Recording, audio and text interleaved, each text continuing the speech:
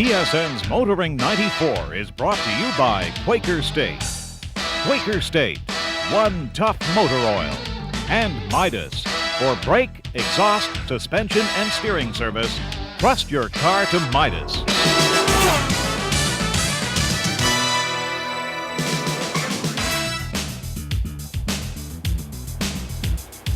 Oil. It is simply the lifeblood of the engine, and a regular oil change should be at the top of everyone's maintenance schedule. Hello everybody, and welcome to Motoring 94. You know, with so many drive-through lube places like this one, there's simply no excuse these days not to get the oil changed. But you ever wonder what happens to all that used oil? Well, over the next couple of weeks, we're going to look at the used oil management program in this country. And among other things, we'll discover that over 150 million liters of used oil could be going down a drain near you. We'll begin this week by looking at the business of re-refining used oil. This plant in Breslau, Ontario has been re-refining used oil since 1977. In 1987, it became part of Safety Kleen Corporation, who have another plant in Chicago. The plant is North America's largest re-refiner of used oil, with a capacity of over 150 million liters per year. From the used oil comes lubricating oils, asphalt extenders, industrial fuels, hydraulic, automotive, and industrial oils. Over 1 billion liters of lubricating oils are sold in Canada each year. Yet despite the trend towards recycling, the re-refining business has been a struggle. There's a huge volume of oil that is unaccounted for, 150 million liters. And this huge quantity of oil is attributed to the do-it-yourselfer by most people. And even if you take a conservative approach to the do-it-yourself oil changer, you're still looking at 20 or 30 million liters in Ontario that is being thrown away, going down the sewer, thrown on the road, whatever. If you are an environmentalist and you tend to inflate these numbers, you would say there's 75 million gallons of this do-it-yourself oil floating around. So we want to encourage the return of that oil. Hopefully that will help us get enough oil to process. The excitement in re-refining disappeared when the price of oil dropped from $40 a barrel to $12, $13, $14, $20 where it is today. We have had to go from paying for the used oil to charging to pick up the used oil to compensate for the loss of revenue, because the price of collecting the oil from Moosonee and Ottawa and Windsor and all over is very expensive. The re-refining of the oil is actually about a third the cost of virgin oil. If you look at the BTUs and the energy that goes into reusing the oil over and over again, it's the best bet for the citizens of Canada. It takes 10 gallons of crude to make 1 gallon of lubricating oil, where with waste oil you only take 2 gallons of waste oil to make a gallon of lube oil. And the economics favor re-refining. We make an oil that's equivalent to any virgin oil. The oil is collected from service stations and small industries and large industries throughout Canada and North America, indeed. We operate primarily in 2 provinces, Quebec, Ontario, and about 28 states in the United States. And the oil is collected by small trucks, brought to depots where it is transferred by railroad tank car or by transport truck to this facility or to our East Chicago facility, where the oil is then processed through the 4 stages.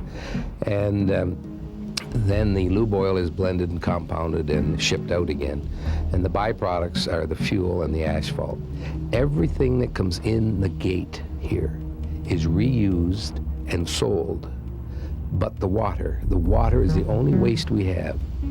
We treat the water in a water treatment plant, much like a city would have, and the policy here is there's not 1 pound of waste goes to landfill in a year. Nothing. It's an amazing process. Everything is reused. Well, right behind me is the main feed tank for the re-refinery. This is where the oil is placed after it has been pre-tested and certified crude oil for our plant. We put it in the tank, and the tank has mixers, and we keep usually a 5 or 6 day supply on hand so that the feed doesn't alter or vary from day to day. We have a large laboratory here. We do more testing for PCBs, for example, than any facility in Canada. We have to check, we're in the waste management business, so we have to check the waste we're handling, make sure that it's suitable for our process. The process is not very demanding. It'll take almost anything we throw at it, but we have to know what it is we're throwing at it. There are no PCBs and there are no other things that we are not licensed to process in this facility. Tell us what's going on here. All the tags in here. Well, what they're doing here is they're going to repack this compressor. It's a hydrogen compressor which runs at about 800 pounds per square inch. So they have to be very, very careful that when they isolate the lines that they keep that 800 pounds pressure where it belongs. And each person that has responsibility will tag off the valve, and so that no one will open the valve or do things that would allow hydrogen gas to escape. So they work in pairs. The one man has got a tester, and all he's doing is testing the air to make sure there are no leaks while the other maintenance man does the work.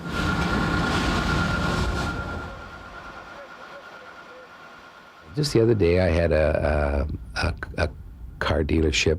I explained that we recycle the filters and we do everything properly. We recover the metal and recover the oil, and the pulp that's left over goes into our grindable fuel program at high temperatures and so on and so forth. I explained that the competitor that was handling his filters recovered the metal and threw the rest in landfill. That's only a half measure. The service station could throw the filter in the landfill himself. He doesn't need a third party. I mean, you have to go the full route. And when I asked him, he said he didn't care. That disappoints me. But more and more people do care, and that's the important thing.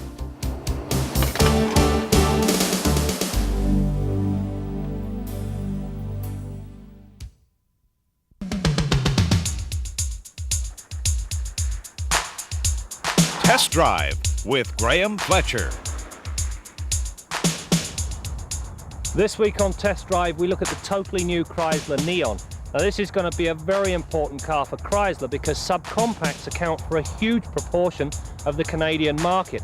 The question is, have they hit another home run? We'll have the answer at the end of this week's Test Drive.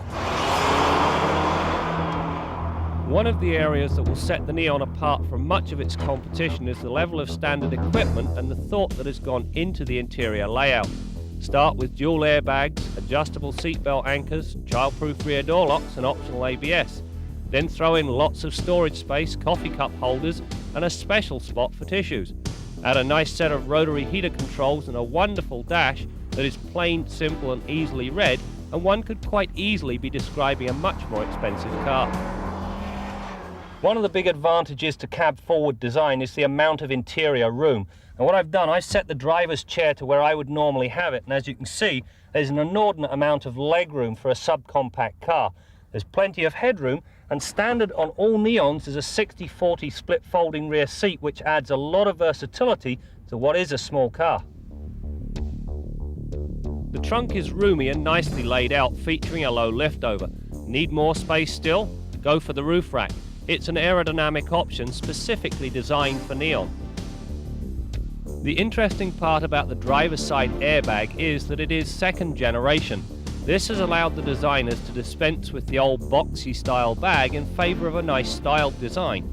The only negatives inside are the radio, which sits a little too low for my liking, and the fact that some of the fit and finish was not as good as it might have been. Now I should mention that these are early pre-production models, meaning that things should improve. It's not very often you'll catch yours truly wearing a skid lid. However, we've traded in our usual skid pad for one at the Bergstrom Air Force Base just outside Austin, Texas. The suspension is fully independent, featuring McPherson struts and a sway bar up front, with a link design and sway bar in back. Ride comfort is well above average for a car in this class. The handling characteristics are also well above average. Only when you exceed the limits do you run into terminal understeer.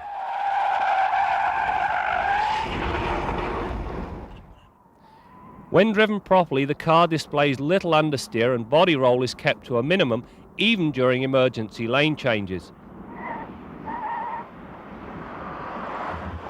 Another plus is the very tight, direct, responsive feel imparted by the power-assisted rack and pinion steering. Both the engine and 5-speed manual gearbox on this Neon are totally new. As with the new generation of powertrains, there's an overwhelming emphasis towards weight saving. This gives you better fuel economy. Take the transmission, for instance. It tips the scales at just 80 pounds, making it a featherweight. As far as the engine is concerned, they've used a lot of weight-saving materials, the most obvious being the intake manifold here, which is made of a composite plastic material.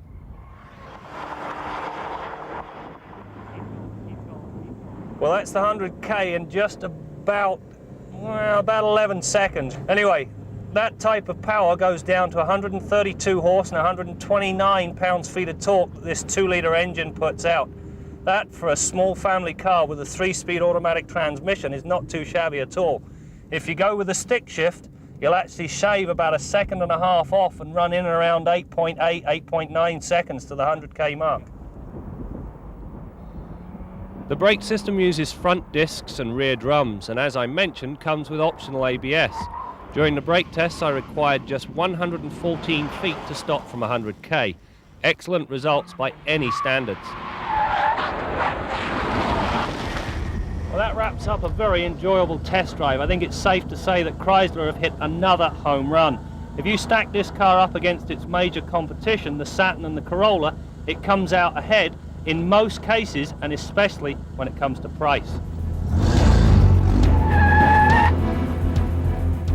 Following our test drive, Chrysler recalled some 1,100 Neons because of a faulty seal in the anti-lock brake system. Prior to that, another 15,000 were recalled to repair a faulty electrical connection. These recalls follow the pattern laid down by Chrysler's other new products. For example, Chrysler recalled 115,000 Jeep Cherokees and Grand Cherokees to repair a problem with the steering column. In December, 17,000 Ram pickups were recalled to repair a faulty seat latch. Following a highly successful launch, the LH cars have since been recalled to reroute a wiring harness which may chafe through and cause an electrical short. The timing of these recalls, all of which occurred between December 93 and February 94, would dishearten even the most optimistic company, but not Chrysler. Yves Landry, president of Chrysler Canada, takes a different view on things. Whenever you introduce as many new cars as we do, and when not one part carry over, you just build the car from new. You'll have some few glitches. You know, recalls are positive. If there's something wrong with the car, recall it. Don't leave it there, and don't let the people be unhappy with it.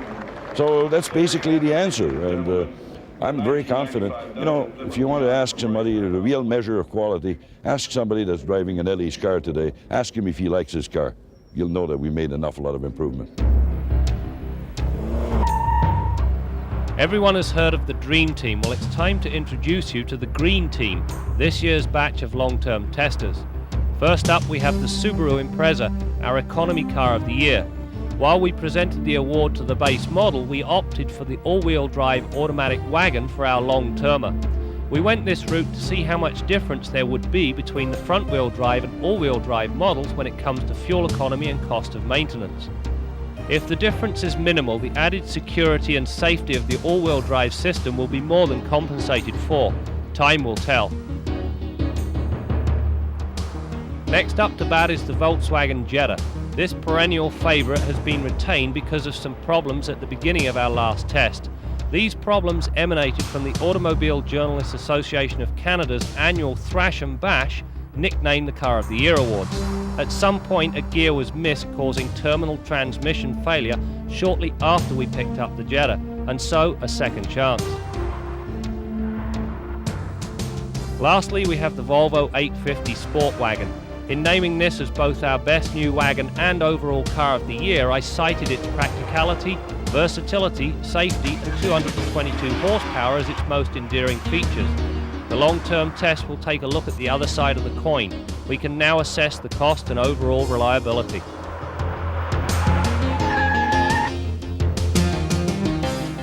Our Midas tip of the week concerns what I refer to as muddy wheel syndrome. It's not uncommon in the spring and in the fall for people to bring cars in and complain of a shake or shimmy condition that wasn't there previously. And in many cases, when we inspect the car, we'll find that inside the rear wheels of the car, we'll find a significant accumulation of mud and debris on those rear wheels. Now, it's mud that's thrown up by the front wheels, and it sticks and accumulates inside the rears. It's particularly bad if the car has wide wheels and tires where there's a large flat area in there for the mud to sit. If it accumulates in a nice even belt all the way around, the wheel won't shake, but quite often it accumulates in clumps and it throws the wheel slightly out of balance. Now, it's a simple cure, of course. You just take the wheel off, wash the mud and debris out with a hose and a rag, and reinstall the wheel. It's back in balance and the shaking is gone. Now, if your car is driven primarily on paved surfaces, you can almost forget about this condition ever occurring. But if you're like the lady that owns this car, she's an avid skier, drives a lot on gravel roads, or maybe cottage roads or an unfinished subdivision, it's something that you should think about. Maybe every 6 months or so, take those rear wheels off and clean them out, because they could quite easily be out of balance as a result of something like this. That's your Midas tip of the week.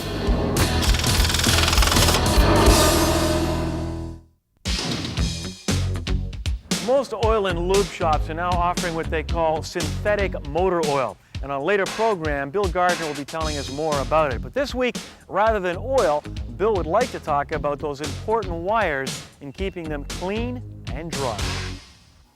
You know, regardless of how much of a mess the outside of your car gets into, a few bucks at the car wash can have it gleaming and looking like new, just like this Cavalier Z24.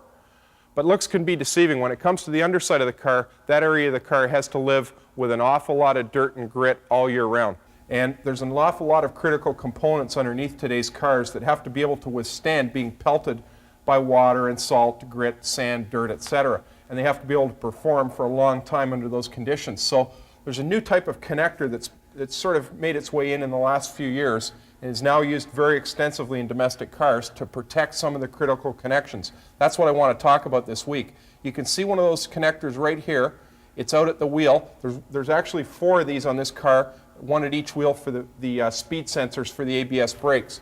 And I'm going to unclip it and pull it out so you can have a little bit closer look at it.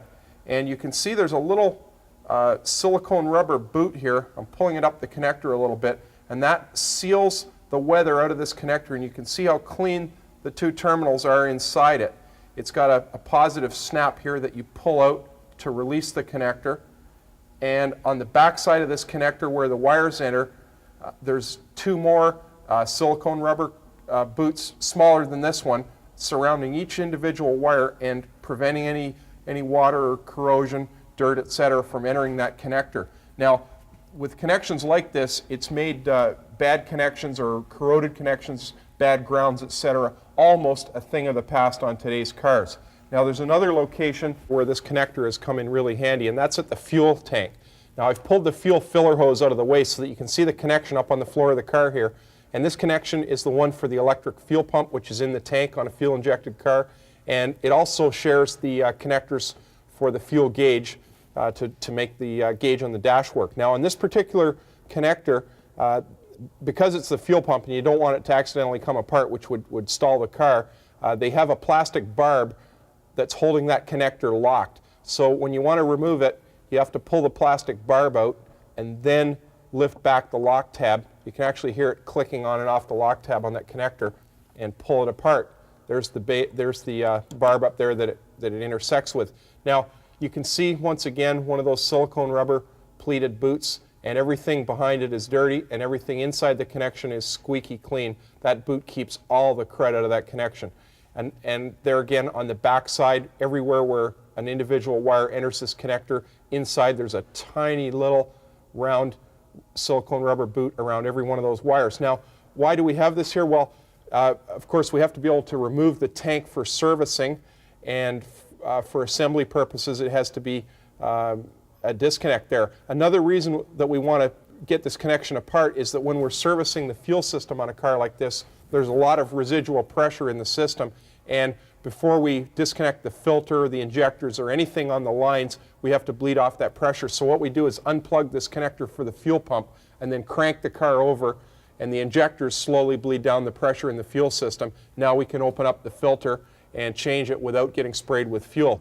It's also allowed the designers of the cars quite a bit of freedom to place certain things in some awful abusive areas. For example, those speed sensors out at the wheels that I showed you, that was previously considered an area that was just a little bit too tough to actually have a connection there. But with this type of connector, the sensors can live right out at the wheel in all that slush, gravel, grit, salt, etc., and still perform perfectly for the entire life of the vehicle.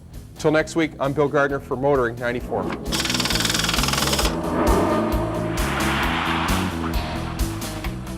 Lada in Great Britain has just launched a completely new advertising campaign.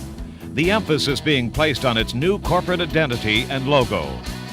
According to the International Express newspaper, this campaign will simply refer to the Samara and Niva cars without any reference to the name Lada. Advertising director Tony Handley explains, "We've decided it's time to play down the Lada connection. We just can't compete with the jokes." For example, how do you double the value of a Lada? Fill the tank with gas. Handley continued, "We decided that the damage which has been done to the brand name was so extensive that no amount of money could repair it."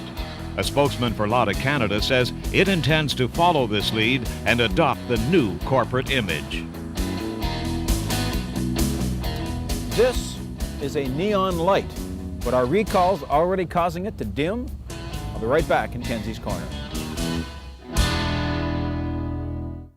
Kenzie's Corner with Jim Kenzie. Chrysler's new Neon is a pretty neat little car, but as we saw earlier, it suffered from a few recalls early in its life. Now, does this mean that maybe you should hold off for a little while before getting one of these cars? Well, Chrysler, of course, hopes you won't. And judging from initial reactions, Canadians aren't waiting. These things are flying out of the showrooms as fast as the trucks can bring them in. Chrysler points out that the recall process happens with just about every new car. They also point out that it catches most problems before they affect consumers. As soon as a problem crops up once, the company can catch the rest of the cars before they hit the streets. Now, the Neon was the most tested car in Chrysler's history, but to show you the kind of problems that can happen in a new car, this particular bracket right here was initially made of plastic. And they found out during testing that if you took a particular pothole on a particular stretch of road near Chrysler's factory in Belvidere, Illinois, at 47 miles an hour, that bracket would break. Not 50 miles an hour, not 45 miles an hour, 47 miles an hour. The plastic bracket was eventually replaced with a steel one on the production cars. Now that reinforces my belief that it's not surprising that cars occasionally have problems and have to be recalled. It's amazing they ever work at all, considering the number of pieces involved and the complexity. That said, the advice your daddy probably gave you is still good advice. You should never buy a new car in its first year of production. Now that means, of course, you'll have to do without a pretty neat car for about a year or two. It also means that by the time you're ready to buy, it'll probably cost you more money. But then your daddy probably told you that a little sacrifice is good for your character too. I'm Jim Kenzie.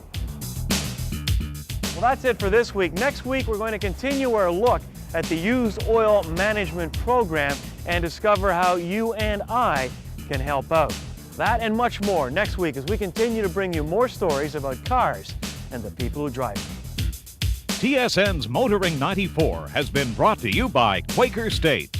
Quaker State, one tough motor oil. And Midas, for brake, exhaust, suspension, and steering service, trust your car to Midas.